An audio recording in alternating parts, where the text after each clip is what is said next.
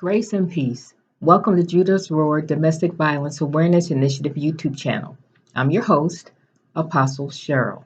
Before we get started, I'm going to give you a few seconds. Check down here below the video and click on that subscribe button, and then click on that bell so that you can schedule notifications. We upload a new video every Sunday evening at 4 p.m. Central Standard Time. Okay, let's get started. Today's topic is grief versus mourning. Grief versus mourning. Let's start off with a couple of definitions. Grief is defined as the process of experiencing your reaction to your loss. The process of experiencing your reaction to your loss. And you can think about the 5 stages of grief that are often discussed: shock, denial, bargaining, acceptance, etc. In contrast, mourning, which is not the same as grief, mourning is what we do to cope with that loss being in our life. So grief is experiencing the reaction, the feelings, and then mourning is what we do to cope with those feelings. And often grief and mourning are used interchangeably, inappropriately. Okay. So again, grief is experiencing those feelings that we associate with the loss, most often with death. But in terms of even a toxic relationship, there's a grieving process that often takes place. And then there's mourning that really must be accomplished in order to move forward in a healthy manner. And we're going to take a look at that today, okay? So mourning begins with the expression of those feelings, with the expression of your grief. Okay, so we're not saying that grief is not a thing. It's a real thing. It really is. Grief begins the mourning process. Keeping in mind that grief is the process of experiencing our reaction to a loss. And mourning is what we do to cope with that loss having occurred. Let's move forward. How many of you have ever experienced a devastating loss and were able to identify your devastation, your pain, your hurt, and you expressed it and you said, I am sad, I am broken, I am lost? I have. Now, how many of you that have experienced that and have been able to verbalize your feelings? I'm angry, I'm hurt, I'm sad. How many of you can honestly say that just making that statement caused you to feel better? And if it did it cause you to feel better enough? My own personal experience is that although being able to identify what we're feeling is key, it's important, okay? It wasn't enough. It wasn't enough. It didn't bring me any relief to say that I'm sad or I'm broken. And in many instances, when we've experienced devastation, when we make those statements, we're stating the obvious, right? Mourning involves what we do to cope with those feelings, what we do to cope with those losses that we've experienced. And when we're talking about a domestic violence riddled relationship, there's a tremendous amount of loss that takes place even upon exiting. And we'll take a closer look at that later in this video. The point of this video is to help us to understand that while being able to identify our feelings and being able and willing to express what we are feeling is critically important, is key, it is simply not enough. We must push past simply expressing how we feel and try to grow to a place where we mourn the loss. When we experience a traumatic loss, in order to move forward in a healthy manner, we have to make a commitment to ourselves to be intentional about entering the mourning process, mourning the loss, as well as grieving the loss. Remember, mourning is what we do to cope with that loss. So it moves beyond just feeling sad or broken or devastated. Um, it involves action. From a spiritual standpoint, I would say that we have to be actively involved in our own deliverance. This means that we will need to, over time, make readjustments, some small, some not so small, um, so that we can incorporate that loss internally and externally in order to go on with our life and to learn to coexist with the loss. Because the purpose of the mourning process really is to help us to coexist with the idea of the loss and to make adjustments so that we can move forward and have a healthy, productive life. Mourning is very demanding. It's incredibly demanding. It requires us to gradually make adjustments in areas of our life that we may be resistant to doing so in. Okay. But it will help us to compensate for the losses that we have experienced. In the event that our loss is of a toxic, even violent relationship, even though we may have initiated the loss by exiting the relationship, the reality of it is that the hopes and wishes and desires that we had when we entered the relationship were lost long before we exited. Okay. If you are a victim or a survivor and you've managed to gather wherewithal to leave an abusive environment, then you are feeling lost, most likely, even though you know that this was the best thing for you to do. Some of you may be saying, well, if it was a toxic relationship, if it was a violent, abusive relationship, if it was a stifling relationship, what loss are you referring to? It was a horrible relationship, right? Even in a relationship that we identify as toxic and unhealthy and maybe even life threatening, there's a loss of the hopes and the dreams and aspirations that we had at the onset of the relationship, right? Maybe even the loss of our self respect, um, our feelings of self worth, the whole idea that we matter, that we have value, that this person loved us for us and wouldn't judge us, that it was you and them against the world and they were your best friend. Um, what about the aspiration that you were going to build a life together? Maybe even have children, establish a ministry together, accomplish great things for God together, right? And so the dashing of those hopes and those dreams and the shattering of those aspirations is in and of itself a pretty serious loss to encounter. Um, and if you've experienced this, then you will need to reorient yourself in terms of the trajectory of your life. And you'll need to be willing to make some changes to become reestablished. You'll find that you need to reorient yourself spiritually, financially, emotionally, psychologically, and in many, many other ways. You may have to change where you live. You may have to change where you work. You may have to change your actual name.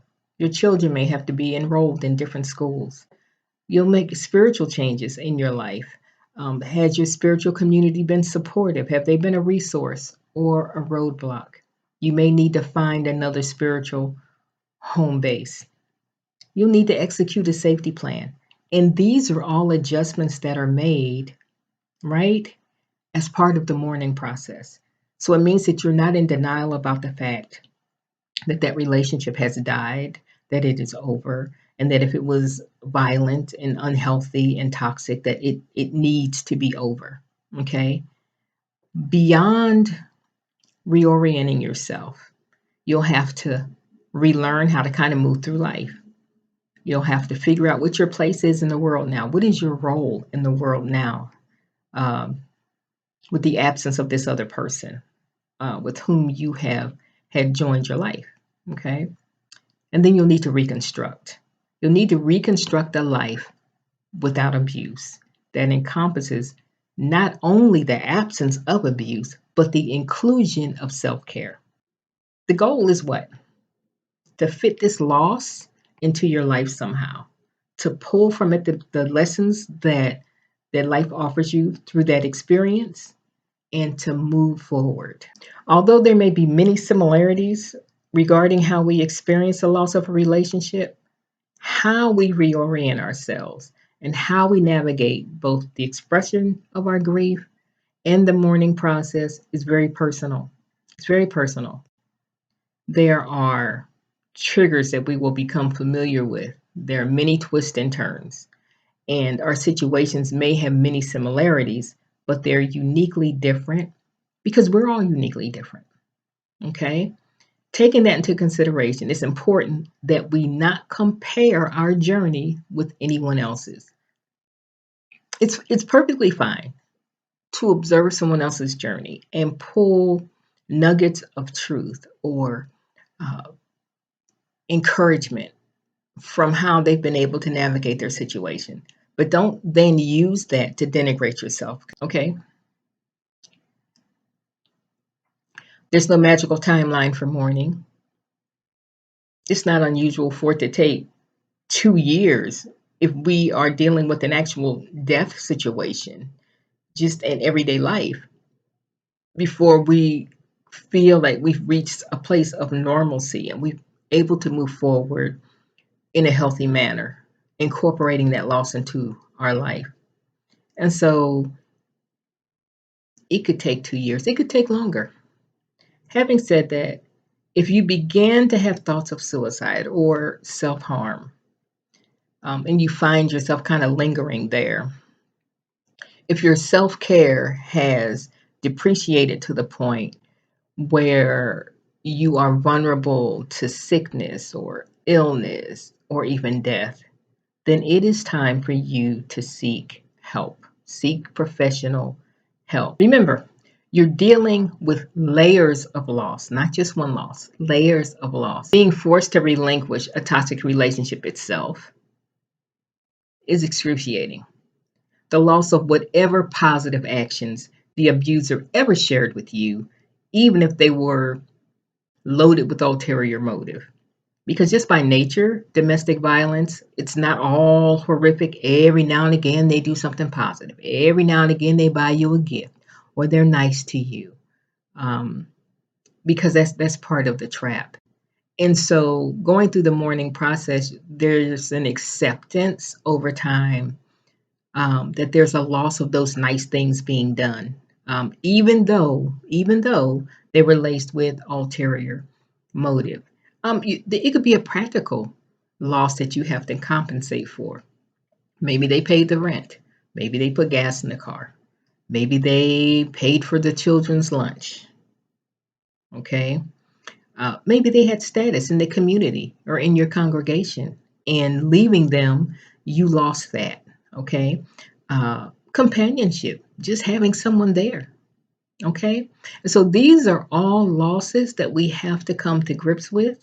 And if we are effectively moving through the mourning process, we're finding ways over time to acclimate to those losses and to compensate for those losses. And the key is that you replace what you've lost with positive things, with healthy things, with things that nurture you and feed you and encourage you and inspire you.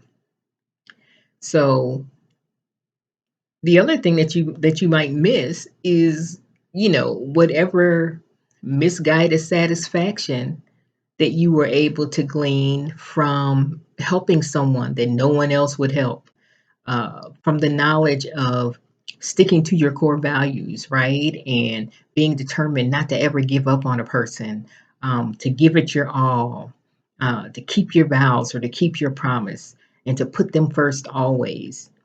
And so having to relinquish that is also a loss. And then we have to figure out how to acclimate ourselves to the idea that abdicating those vows or those promises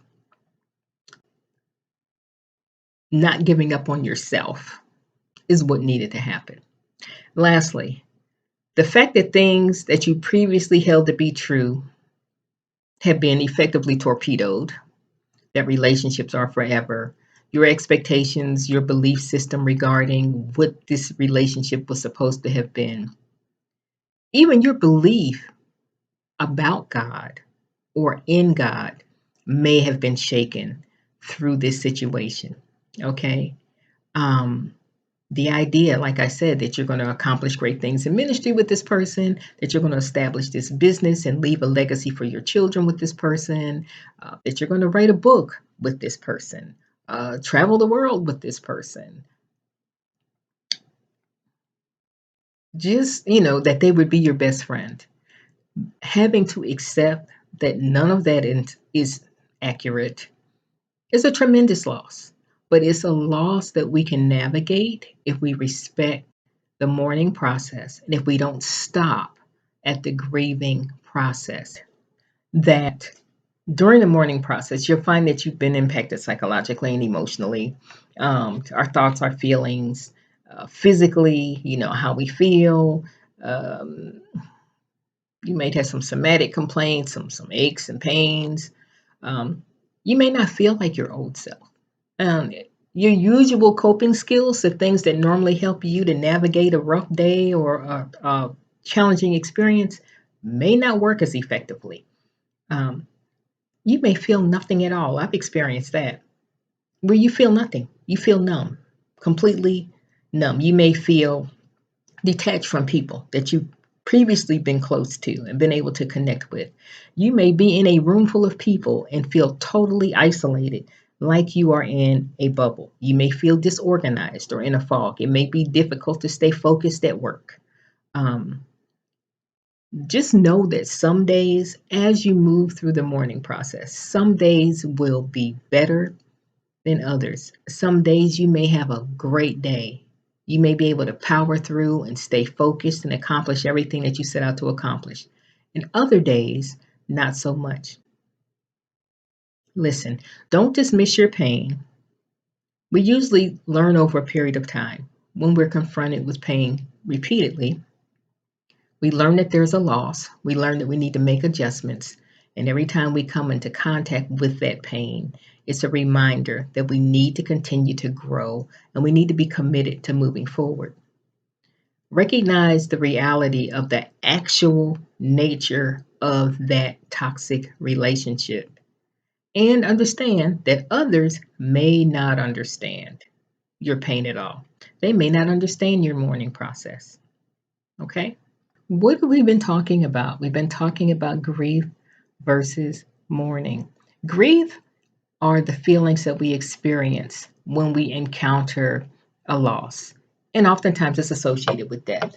And what we're saying is it can be associated with leaving a domestic violence riddled relationship. So, grief is what we experience, is our reaction in our emotions to the loss. Mourning, on the other hand, is what we do to cope with the loss and to compensate for the loss. I got a deeper revelation of a passage of scripture while I was preparing for this video, and it's Matthew 5 and 4, and it's part of the Beatitudes, Jesus' Sermon on the Mount. And he said in Matthew 5 and 4, it's recorded, "Blessed are they that mourn, for they shall be comforted." Now, in light of the definitions that we've been discussing, I want to leave you with this thought. Blessed are they that mourn, not simply those that grieve. Blessed are they that mourn. Blessed are they that are intentional about moving through the mourning process and reclaiming their life and reclaiming their peace or discovering their peace and their joy.